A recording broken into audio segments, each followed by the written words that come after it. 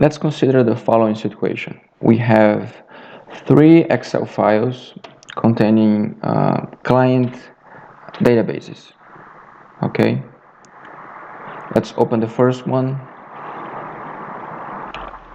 Okay, let's see the second file.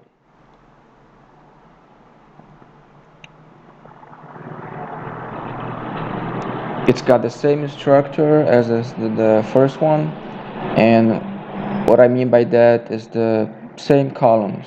Okay, but if you notice, it's a different set, new customers. And the same thing with the third file. Okay, same columns but different customers. Well, in order to better work with this whole database, I think it would be nice to have them organized by state. Since we are working with Excel, the first approach that comes to mind would be something like creating a new sheet for each state. That way we can filter,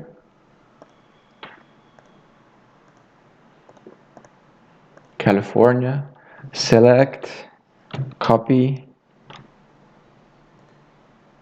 paste, and do the same thing for each state.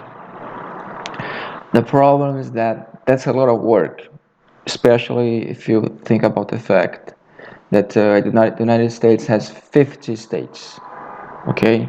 And we are talking about one file here. We have 3, and we could have way more than that. So the good news is that there is a way we can automate this. And for that, we will use Python and the Pandas library. We have this program here ready. It's called merge. We will choose a name for the output file,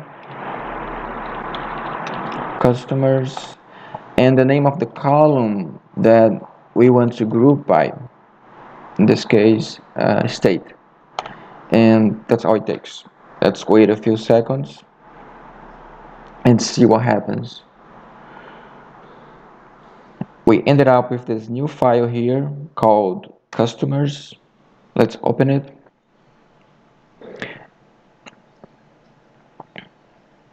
We have a single file containing all the records from these 3 files, okay, organized by sheets, each one representing a state, and with only the corresponding customers.